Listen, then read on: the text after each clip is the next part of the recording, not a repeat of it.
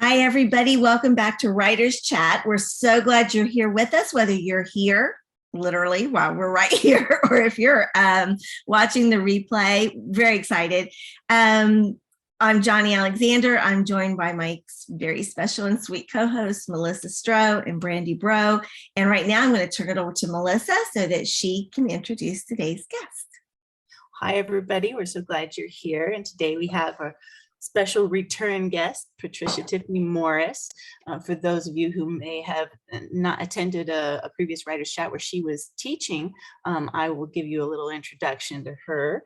Patricia is a Renaissance writer, artist, poet, and Christian creative. She sketches ideas in her sleep, that is, when she sleeps, and studying long hours at night served her well during architectural design studio at college. Her eclectic awards from 2019 to 2022 range from poetry, short fiction, children's stories, suspense, and inspirational prose. She earned first place in suspense at Blue Ridge Mountain Christian Writers Conference in 2021 for her upcoming Split Time novel, and first place for a contrapuntal poem in the National Federal of State Poetry Societies in 2022.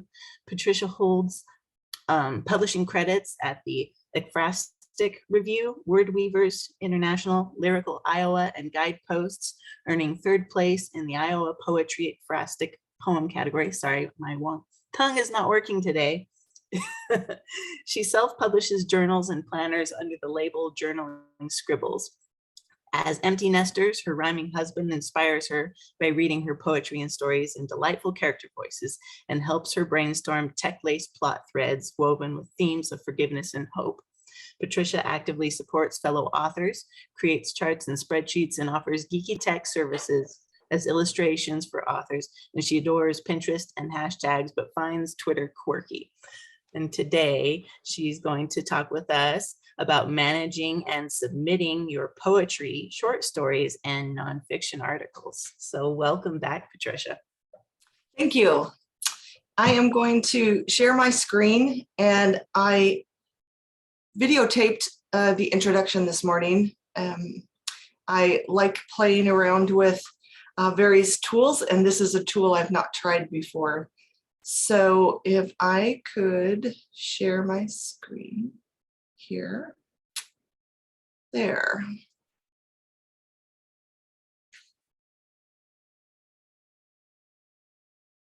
Writing poetry in short works molds and transforms our view of the world and helps us pursue a remarkable adventure.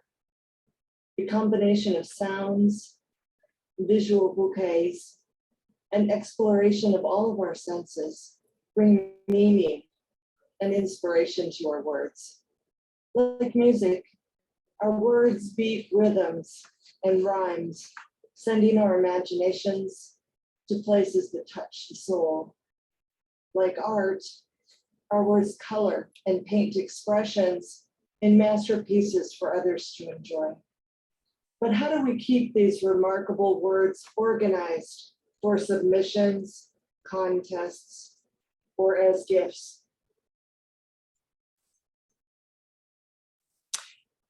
And I trust you heard that through my computer, but I'll just stop for a second and ask, could you hear sound? Yes. Okay. Yeah, I heard you talking.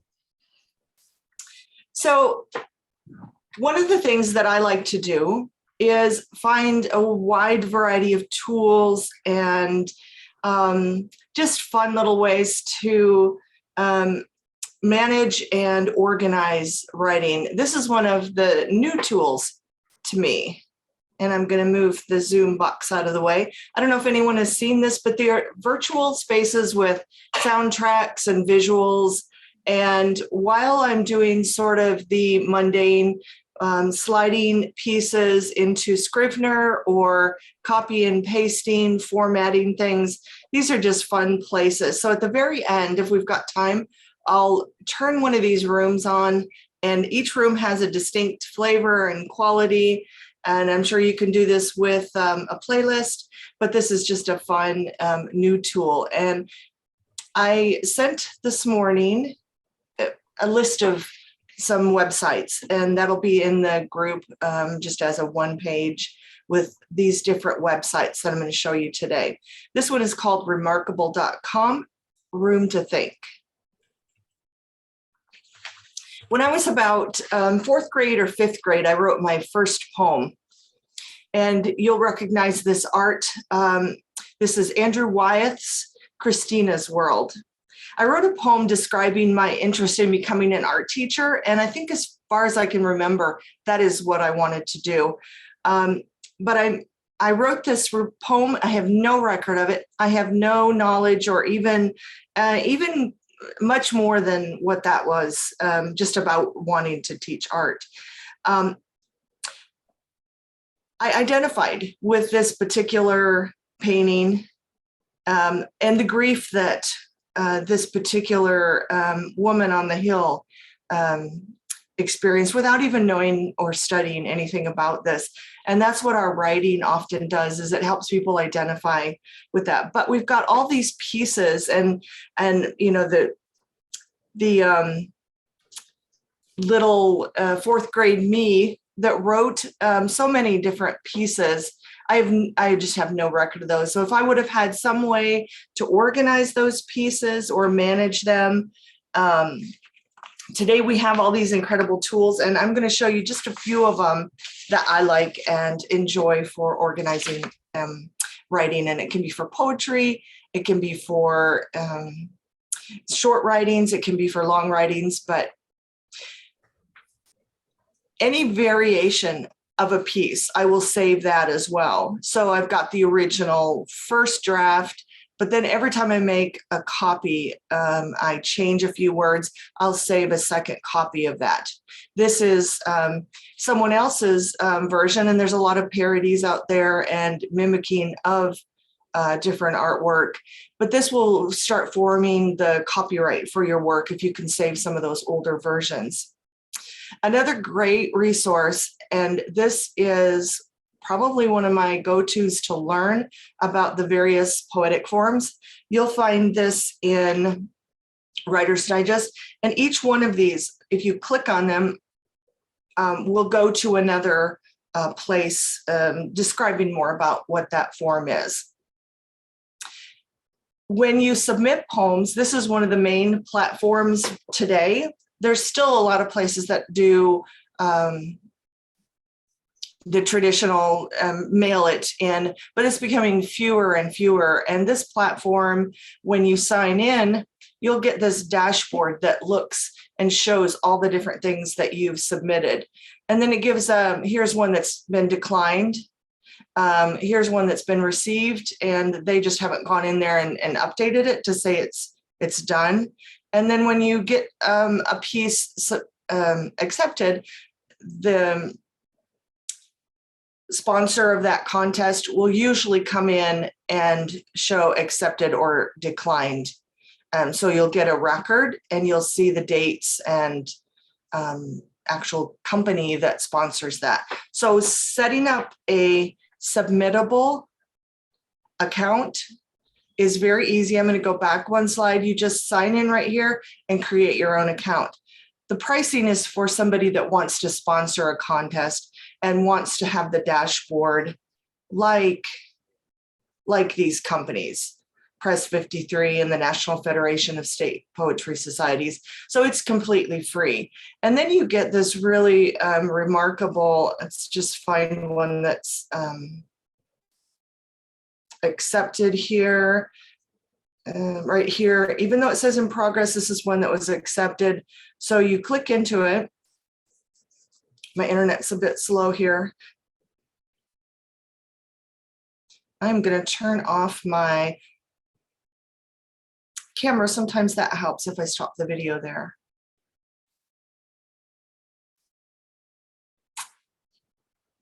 There we go. So what you'll get is a dashboard, and it'll have your activity. It'll have notes from the company that says, here's we've received your submission, messages from them if they have a message for you. Here is the submission itself. And then they put a note in there, or I did, that said I got first place in this contest. You can write your own notes. They notified me in email, not in Submittable, so that's why it still shows in progress.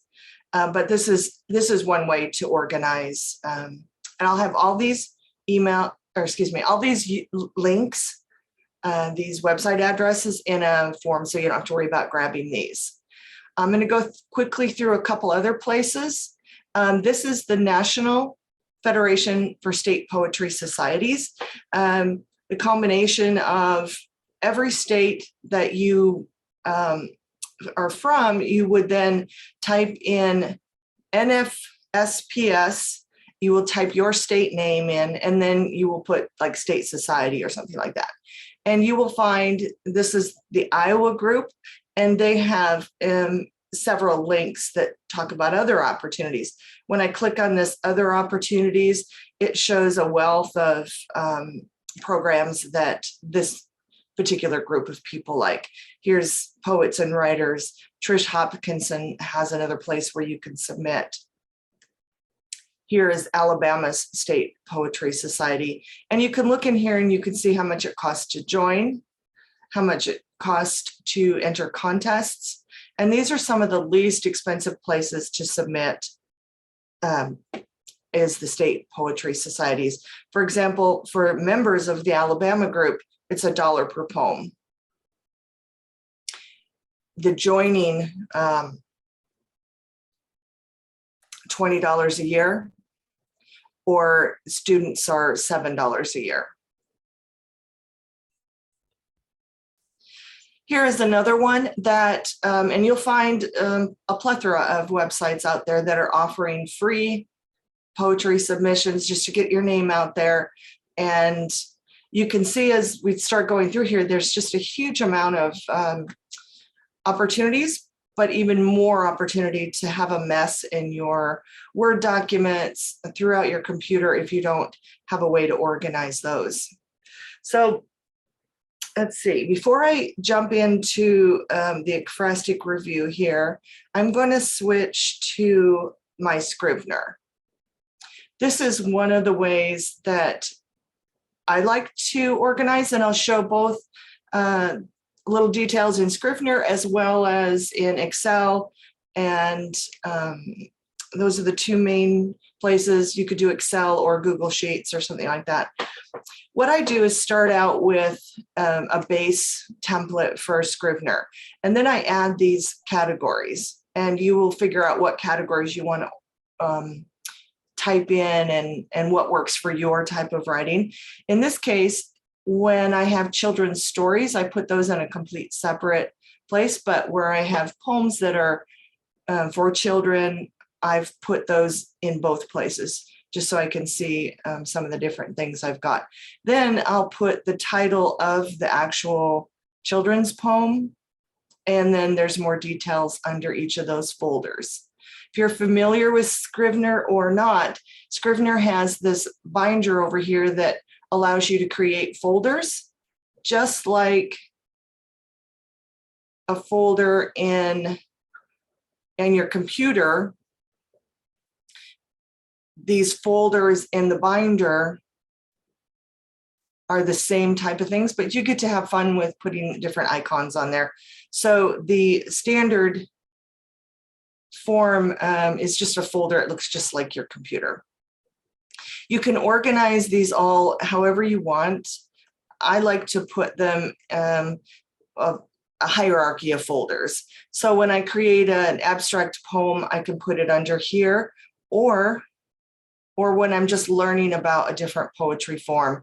You could do this for short stories. You could do this for genre specific entries that you want some sort of category. But if you have this hierarchy set up, then as you can see, I don't even know what this is, but I've got it ready to look at with a link, what it is. And then I've got a couple documents set up ready to just come in here and type and start playing with learning that particular form. I'm going to close this up. Where this is a poetry collection. If you like to write short stories and you are looking at publishing, Maybe you want to start collecting copies of your pieces that you might consider for a collection. Could be for a group of short stories. It could be a group of articles, a group of poems. And so I have one that's poetry collections. And I just started with the book title, table of contents, and I started listing the variety of chapters that I might want in that. And then when I write a poem or come across one that I've written that might work for this particular theme, I can slide it into this category, and that keeps those together rather than relying on my memory of what I've put together. This is the main category I use for organizing poetry and prose, even some short story. This is blog posts and anything except poetry. And so I will keep those separated into these various, I have a blog page for Bible study, for book reviews, for inspirational posts and articles by others that I've posted on their website and people that have posted on mine. So I'll keep all those bits and pieces. Plus, I'll keep bits and pieces of critiques of things I've written, as well as here's the About Me section that I need to revise, so I'll slide it in. Otherwise, I've got all these pieces all over my computer, and I'm forever trying to remember when you go searching for pieces, you've got to remember, first of all, what did you title it? Second, where is it located? Is it in Dropbox? Is it in OneDrive? And it could be on a hard drive separate that's maybe not plugged in at that time. So putting things all in one place like this is super helpful to keep all of that information in one place and keep it organized. I'm going to open one of them. And let's see here. Okay, this would be a good one.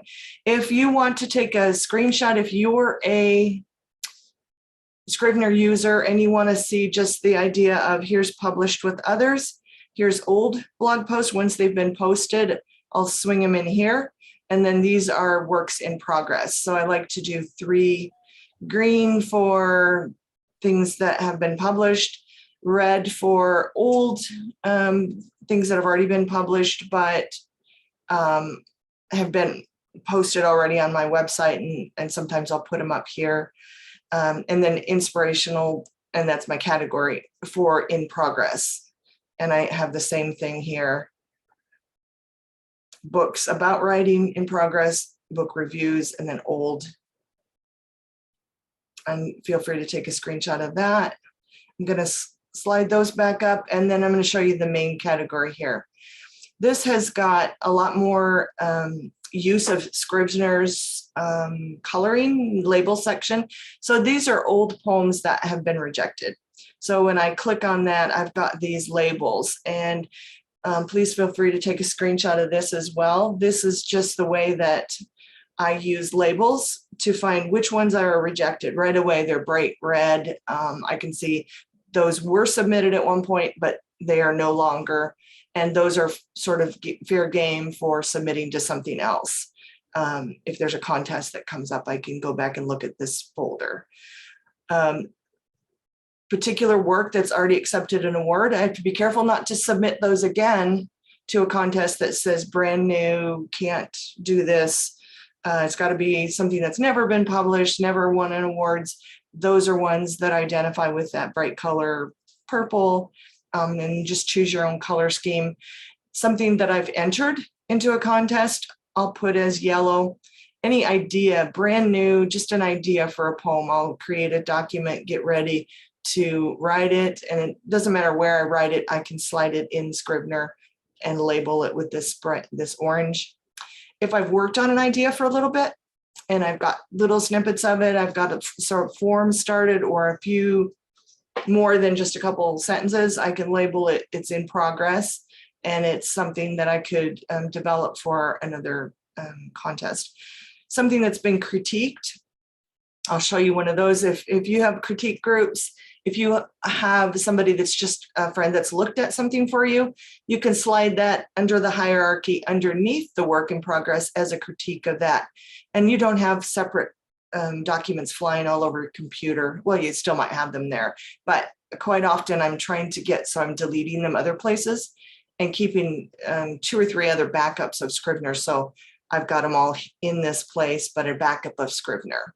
Finished bright green. If it's my website, I'll make this neon blue. If it's been published or printed somewhere, different than a Words, but published. And then if I've archived it, like I'm not going to look at it again.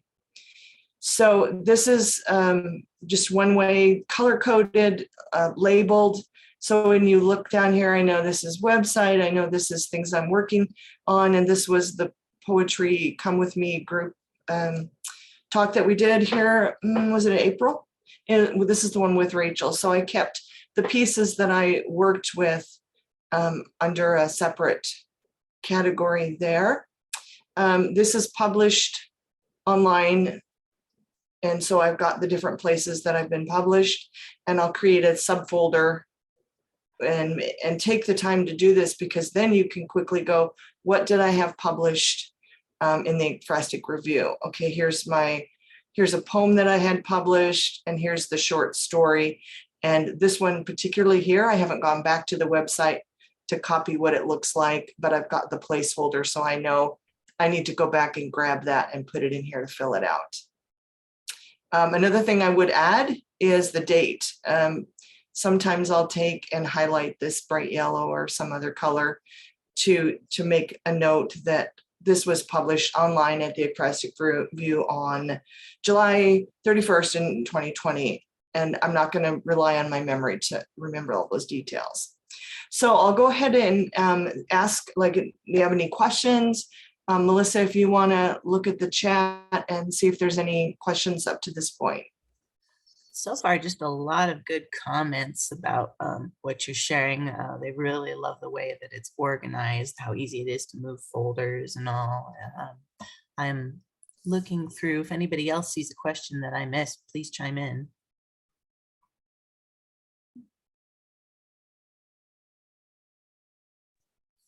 I don't see any questions either, but this is really fantastic. And I just appreciate, Patricia, you just being so open and showing us, you know, like even with your sheet, the submittable one, and showing you just have done so much work, and I suppose over several years. And, you know, we saw that some of those were declined, and yet you just, you know, and some were accepted, and you just keep, you don't give up, which I appreciate too.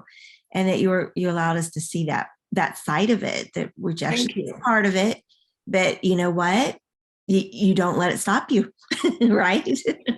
Absolutely. And if you don't submit, you can't get those acceptance or declined submission. So, and I started submitting in, I think 2019 was my first submission to Word Weavers Tapestry contest. And it was also a Serious Writer Blue Seal Award when that was a thing. And I got first place with the Serious Writer Blue Seal and second place with Tapestry.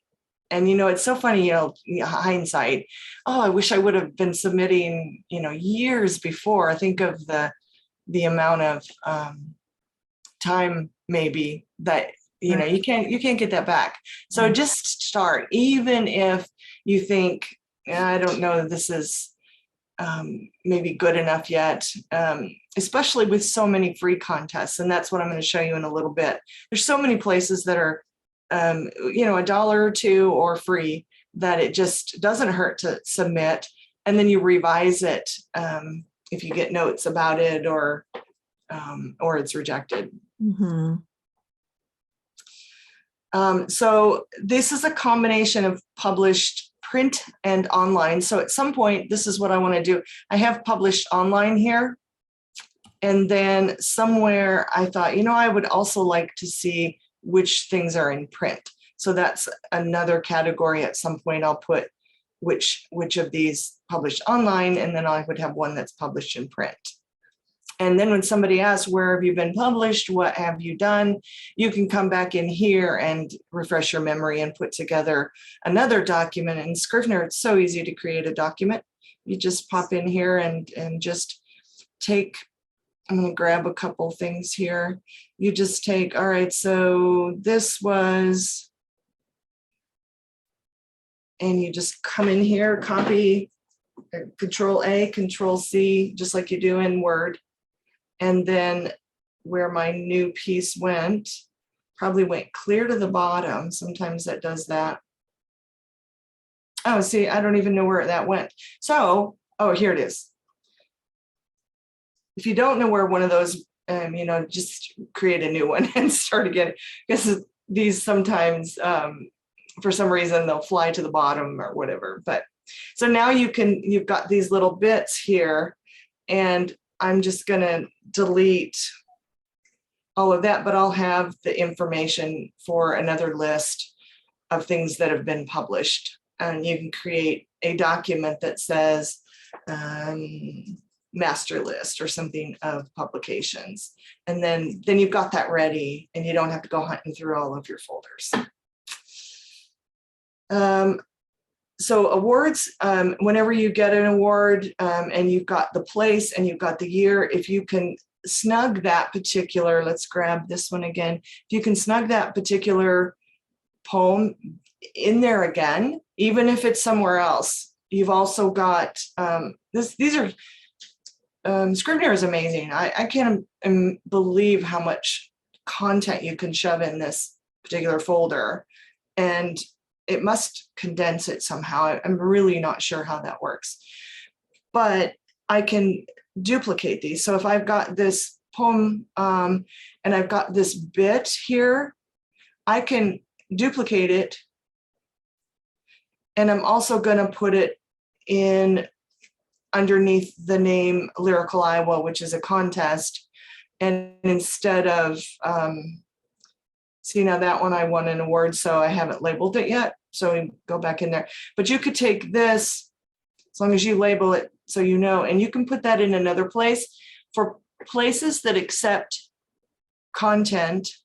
And this goes for any content, poems, short stories, whatever, that accept publications or writings that have already been published somewhere else, writings that have already won awards. There's places that accept those as well. So you'll want to duplicate this so it's not sort of lost in your award section, but that now you can go and drag it to a brand new, here's a reading that it's coming up, and I'm going to be reading from some of the poems. So I'm going to slide it in here as well. And now I've got this ready. If I wanted to take it to a work in progress and change it, I would put it in work, duplicate it again and put it in work in progress as well. But I want to leave this designation so I make sure that that doesn't get submitted again to a place that says only first time. Let's see, is there anything else here? I think I've pretty much showed the different categories here. And then blog posts. I could put blog posts, a brand new Scrivener file, but I found that I've got poetry on my website as well. So I just did all the blog posts under this same, and I called it prose and poetry and prose. So I've got everything in one group instead of lots of little Scrivener files. This also, when I get ready to publish this collection or anything, you can take and slide all of these main folders under the research tab temporarily. So I would take everything except the manuscript, could take all of these, shove it under here, just give it under the research section, things that have photos, images, things that don't work for the manuscript formatting. And if you've gotten to the point where you've used Scrivener and exported in the form of a book or for publishing, and you've got your front matter, your back matter, all of that put together, just take all of these other things temporarily under a folder under research, and you can export it, and then you can pull those back out and have your working file. So you can use this for creating a large Word document of the combination of all your pieces. So any last questions there? I'm going to close this out if there's no comment. You'll notice down here, favorite poems and quotes, blackout poetry that has the images of found poetry and pictures and such that you can't put in the manuscript area. We Yeah, we had a had somebody question. ask. Go ahead. Hi. Oh, we had somebody ask, what do you use to keep up on call outs for submissions, and what source do you use, or do you just use the Christian Writers Market? Okay, the question again, For what do I finding use? market. So Oh. what source, so what source do you use to keep up on call outs for submissions? I'm guessing how you Yes, find them, because you could use obviously Scrivener or Excel for tracking ones you find. yes, correct. Yeah. So before I go on to that, and I'm going to show you quite a few different things here. Submittable keeps track of things that are submitted through that forum. So you can click on here, you've got your own account, you've got your information, and then you can keep track of the submissions through Submittable. Not everybody uses Submittable. So that's why I use the color under a label in Scrivener. So I've got twofold. I've got them here for submissions right here. So this is tracking the different places. And I do the same thing here. I create, this one was a poem that was rejected. Actually, these were short stories. Let's find a poem. So I've gotten the information here as well. And I know that's a place that I'd like to submit to again. So I make a folder for them. When I find things like guideposts and chicken soup, all of these different places, the Acrostic Review is one that I look at often. I will make a folder for them under another label that says submissions. So before I get to this point, there's a step in just researching. I gave Melissa a document that has some submission places, like links for different places that I have found. I'm going to close this again. And the next place that I'm going to show you is the National Federation of State Poetry Societies for Poets. When I start collecting these various places, like I showed you, Wilda Morris's Poetry Challenge, the Acrostic Review, when you start collecting these places, and this is our free 53-word story contest. Here's a poetry award. Here's a challenge 4 times a year. So I'll keep that in my radar that there's a challenge for Prime 53 4 times a year. So what I've created is a contest and submission chart for lots of different things. So I will look here, and this is not year specific. I used to do this so that it was all dated, like it's due June 3rd. And that created a lot of extra time to update it. So what I've done is now here you see the 53-word story. I can click and see what the current submission is with, I'll go right away. Well, it should be a link. So if it doesn't, just copy. It should be a link. I'm not sure why it's not. And I go right to that word story that was free. I've got that it's free. I show little details like I need to email it. It's 53 words based on a specific prompt. So I know I just can't write any 53-word story. There's a prompt for it. And it's the first of each month, and it's due on the 15th of each month. So at the very top, when you look at Excel, if you're not familiar with how Excel works, you can take this particular top deal and pin it. So I can pin, I have to continue to look to see. Anyone want to help me out? How do you pin the top tab so your heading stays? I have to look every time I You want. have to freeze those cells. You usually put your cursor in the block. So under contest, if you want to keep contest website and all that frozen, you would want to put your highlight A2. Put click on. So the I want to A2 highlight block. the top. I want to highlight the top one. How do I No, freeze you would want. that? No, you would want to click on the A2 cell. A2. A2. Yep, click on that. And then you're going to want to select the option freeze cells. And I'm not sure where that is. I don't remember, but That's what I wanted to know, was where that freeze cell is. I can find that out and put it as a comment somewhere for those of you that like usually Excel. it's up in, like, I don't know, it's up in the menu bar somewhere. Well, I won't take time to look now. But anyway, I was just about to comment on that in the chat, that you can freeze that top line so that when you scroll, you will never lose your headers, and you will always be able to see your headers as you scroll down.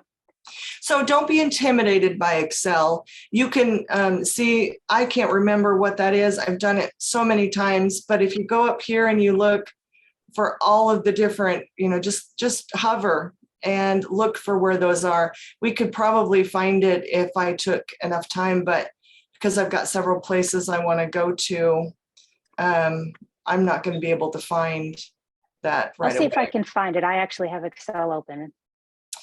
So this is one way. This is one way that you can actually keep track of places that you like. So in my Scrivener file, I have all these, not all of them, but several of them. The ones that I like to do repeatedly. These are, here's Havoc. Some of you do Havoc. It's monthly. It varies when the due date is. It's monthly themed, and I put in how many words, and then I would go to this place. Here's a link, and I would click here, and I can go to the website fairly quickly if the links are working. And if my internet was not so slow, and then you can quickly find what's open right now. And they also have other lists you can print. When I print something like this, it shows up in my downloads folder, and you'll set where you want to save things. And once you have that downloaded, you're going to, and let's just do that. I'm going to download it. There's a download button right here. And I'll show you how you can add that right in Scrivener.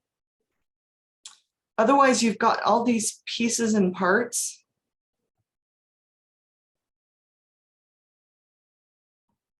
Oh, it saved it on my desktop. So now I've got to go hunting for it. And take that, open up your Scrivener. And if I want to look at, where would I want to put it? Submissions. And I don't have a category for Havoc. So I would add and write Havoc right there. And all I do is I take this PDF and I make sure it's highlighted. And don't put it right. Don't put it right in the label. We've got to get out of there. Okay. Safety tip. And then it will pop it right in as a document, right ready underneath your Havoc. You'll make that folder. And now you've got their deadlines, their current deadlines. And these things you can delete and add new ones as these deadlines go on. But if you put it right here and you put it where you're submitting and where it makes most sense to you, you'll be able to find it. Does that help for that one? And then this particular document I have on my website is a freebie. There are 10 pages of these, and they're a combination of, things like this that sometimes don't get formatted, but just format those the same, and you'll be able to fix all those things, or don't worry about those variations. But it's got a bunch of Kindle Book Awards, Sparrow with Asheville Christian Writer. It's got fiction, nonfiction, children's poetry, various short stories, science fiction, podcasts, a huge variety of different things you can submit to. There's the LaCroix Prize in Poetry that I submitted, and there's no fee submissions at their location as well. So that's another way I keep track of like a master list of different places I might want to go look.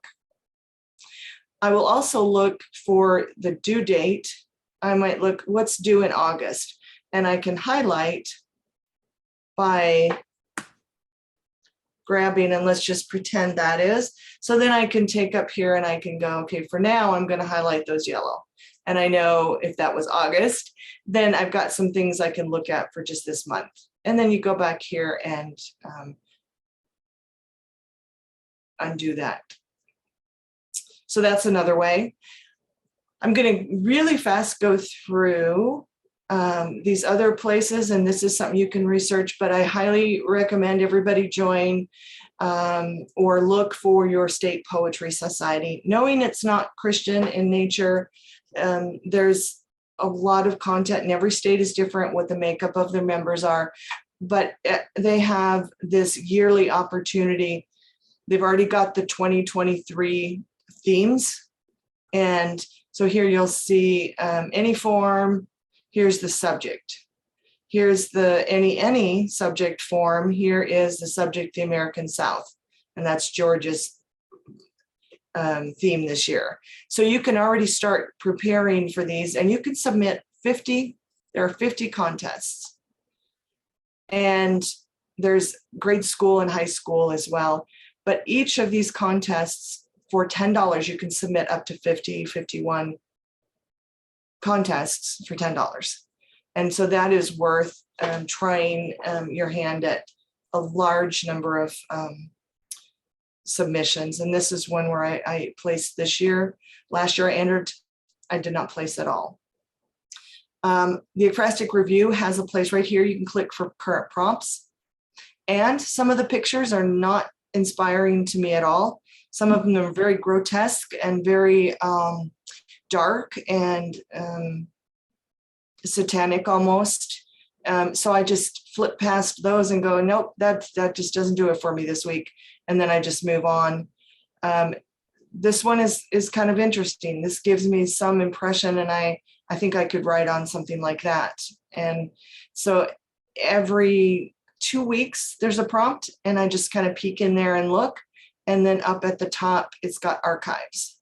So you can scroll down, and this is one where I had a short story. I love this picture. This reminded me of my grandpa. So I wrote a short story about my grandpa, and that was published. This one I wrote something about fishing for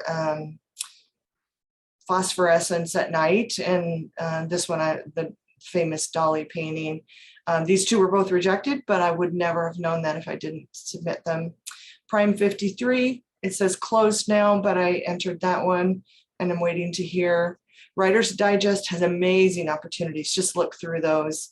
I'm going to pull through a few more. Readsy has contest after contest after contest. Some are free, some have a fee. I don't enter ones that are more than maybe $10, $5 for a poem. Those are so steep, but that's not bad. I might look at that one. Some of them are free, and when they're free, they will say so. I don't even know if they're here. Fee is $0. So this one is another one. I've got it right here. It's a humorous poem. I don't know that I write humor very well, but it's free, so I try it every year. First prize is $2,000, second $500. For a free entry, it's worth giving that a try. Another, there's a lot of international contests. Just go searching for poetry contests and you'll find these wide variety.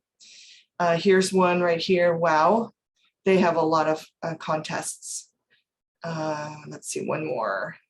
And this here, I am considering joining because it's other people critiquing your work, giving you comments on your work, and it's all internal. So you can set your dashboard to private, and you can still use these for submissions because it's all private within this this particular group. So Fan Story is just a website that allows a community of writers to get feedback from one another and to see, just check this page out. They have contests all the time and they're only for members. So I thought this would be interesting. Here's one, My Faith Poetry, deadlines in 7 days. I thought this is something I'd like to sign up for this week. And there's a free verse poem. I would enter these two. And within this particular group, it's free membership, but you have to be a member to keep it private. The last thing I'm going to show you is my favorite here. This is various rooms that if you want some inspiration for writing, pop into one of these rooms.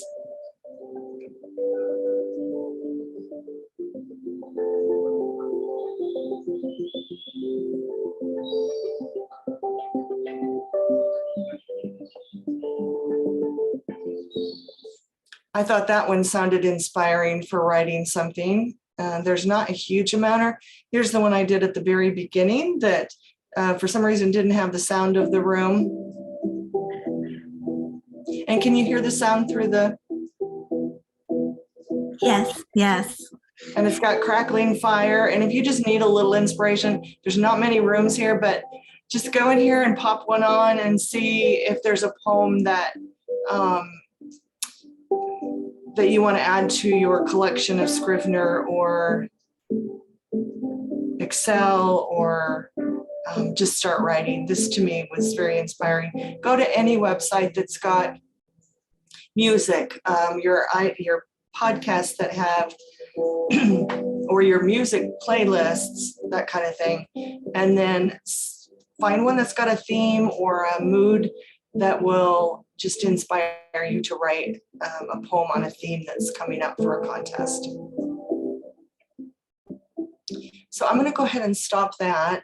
And I think I've got to the end of the websites. And these websites I showed you, I've got them listed on a handout that's just a super simple, just a rolling list of these different websites. Some of them, like Writer's Digest, click to other contests.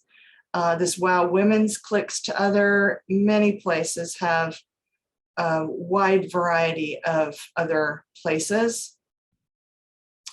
Your National Poetry Contest has, no, your state, whatever state group you're in has a lot of them. I don't know if you've heard of Trish Hopkinson. She has a blog and has poetry lists. I'm part of her Facebook group as well. Again, they're not faith-based, but you can find some faith-based contests in a large number of these. So you can see there's several places here too.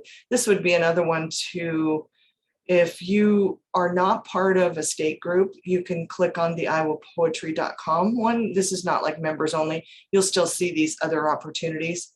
And these are some main well-known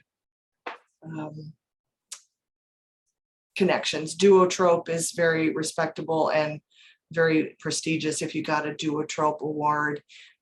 There's several things here.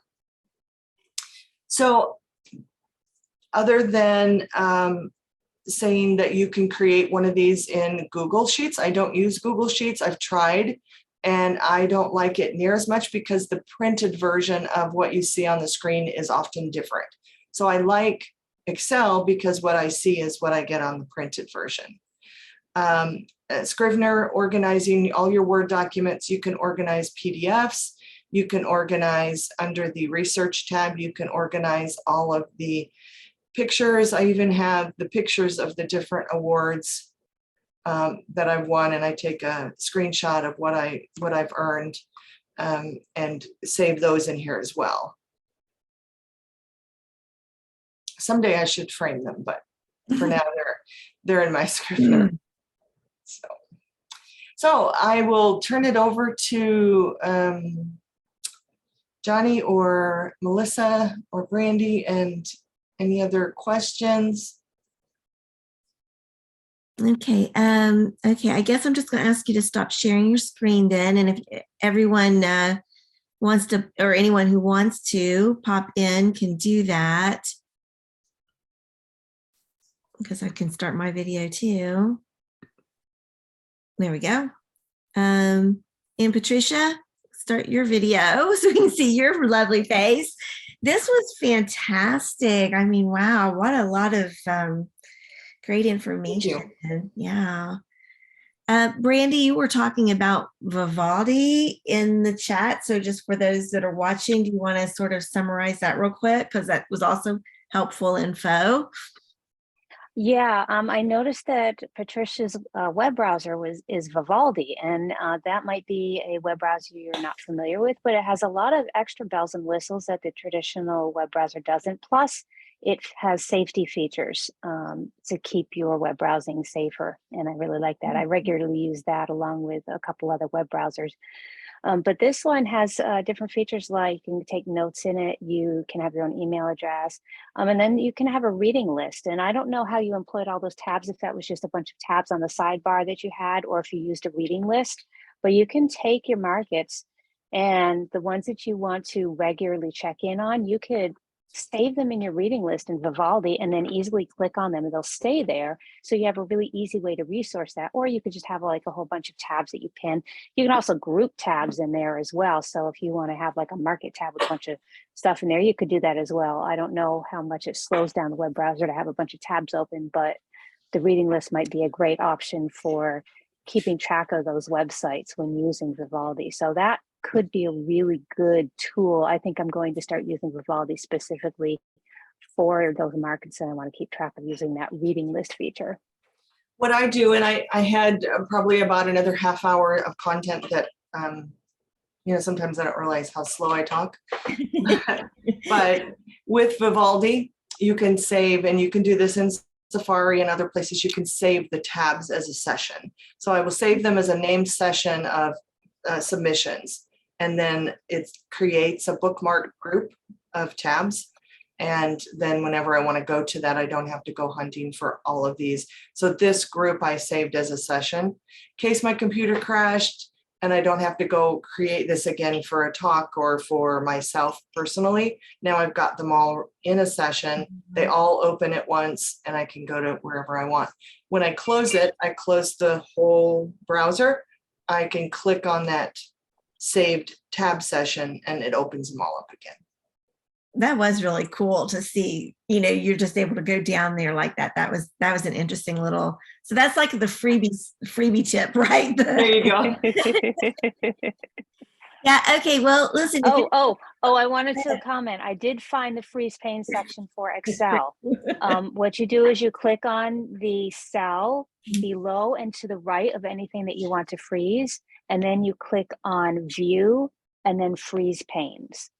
And you can access that through like the ribbon or like the header bar at the top. Yeah.